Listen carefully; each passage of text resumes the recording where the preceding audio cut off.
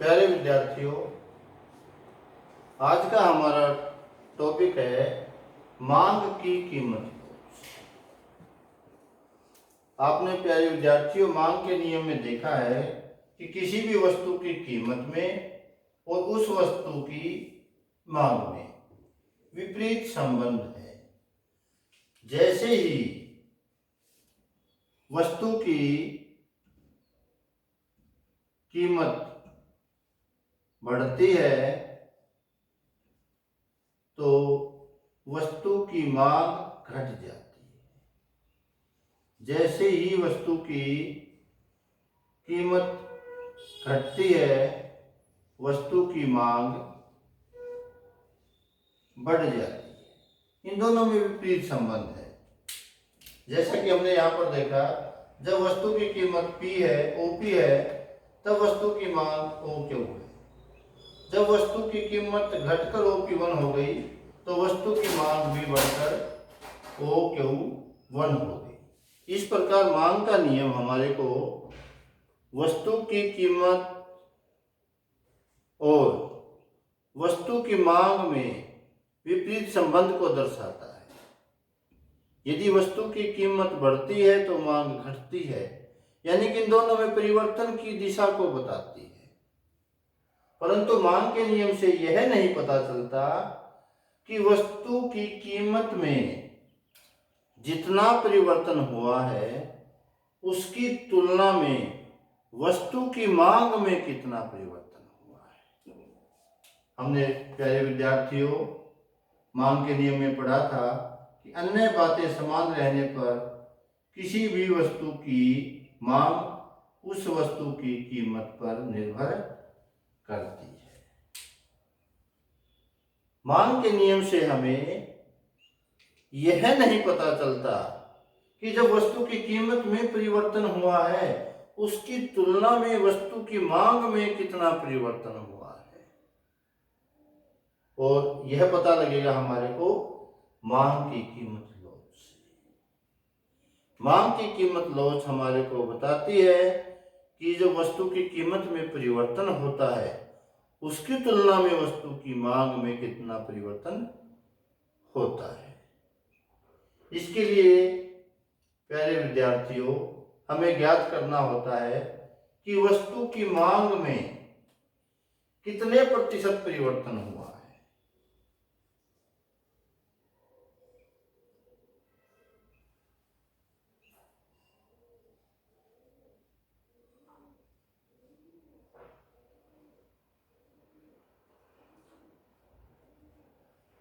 वस्तु की मांग में प्रतिशत परिवर्तन निकालेंगे और फिर उसके बाद वस्तु की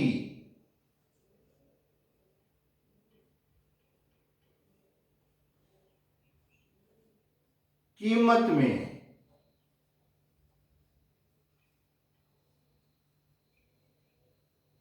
प्रतिशत परिवर्तन निकालें।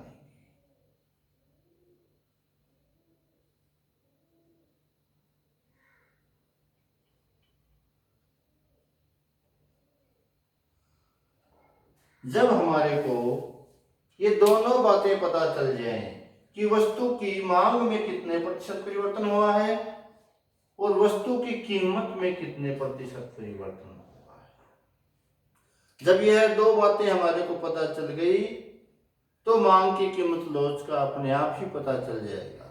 उसके लिए वस्तु की मांग में प्रतिशत परिवर्तन को वस्तु की कीमत में प्रतिशत परिवर्तन से भाग कर दिया जाता है और यही मांग की कीमत लॉज है। और इसको लिखेंगे हम ईपी से, प्राइस इलास्टिसिटी ऑफ डिमांड, और इसके आगे एक निशान लगा देंगे माइनस का, जो वस्तु की कीमत और वस्तु की मांग में विपरीत संबंध को दर्शाता है। तो मांग की कीमत लॉज का क्या अर्थ समझाएंगे हम।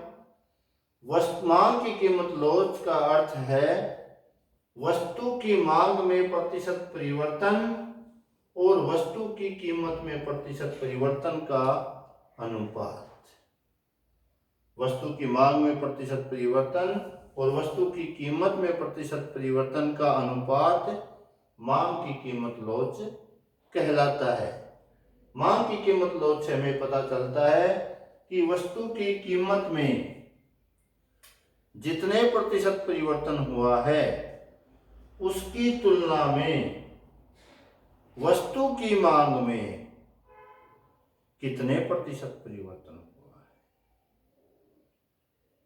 दोनों की तुलना करते जाना है।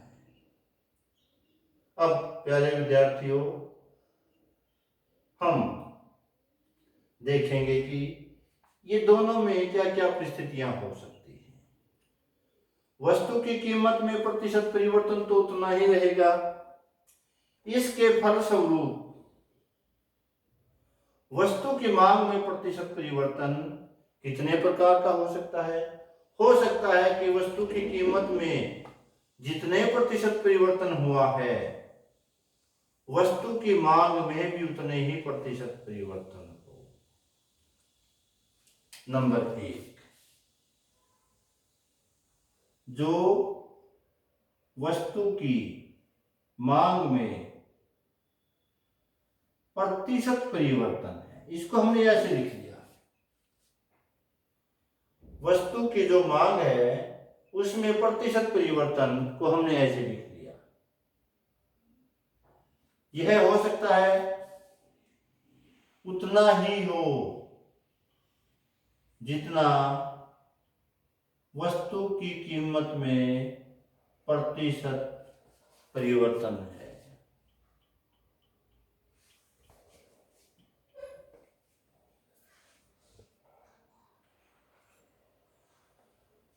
दूसरी कंडीशन क्या हो सकती है विद्यार्थियों?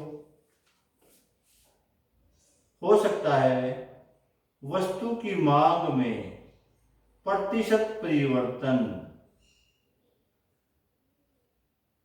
वस्तु की कीमत में प्रतिशत परिवर्तन से अधिक हो, ऐसा भी हो सकता है।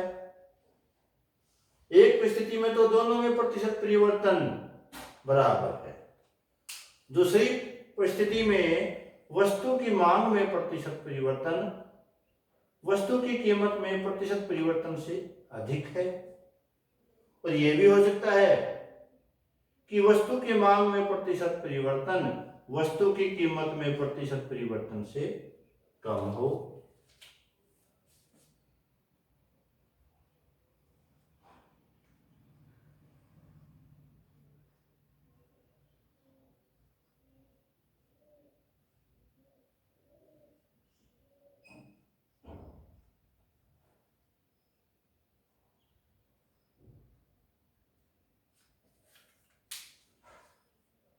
ऐसा भी हो सकता है प्यारे विद्यार्थियों कि वस्तु की कीमत में तो परिवर्तन हो गया परंतु वस्तु की मांग में परिवर्तन हुआ ही नहीं। जब वस्तु की कीमत में परिवर्तन होता है, यदि वस्तु की मांग में कोई परिवर्तन ही ना हो, इसका मतलब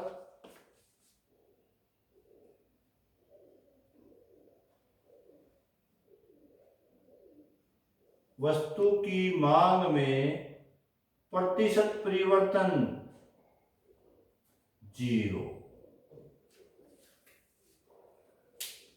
वस्तु की मांग में प्रतिशत परिवर्तन क्या हुआ विद्यार्थियों? 0। और ऐसा भी हो सकता है प्यारे विद्यार्थियों कि वस्तु की मांग में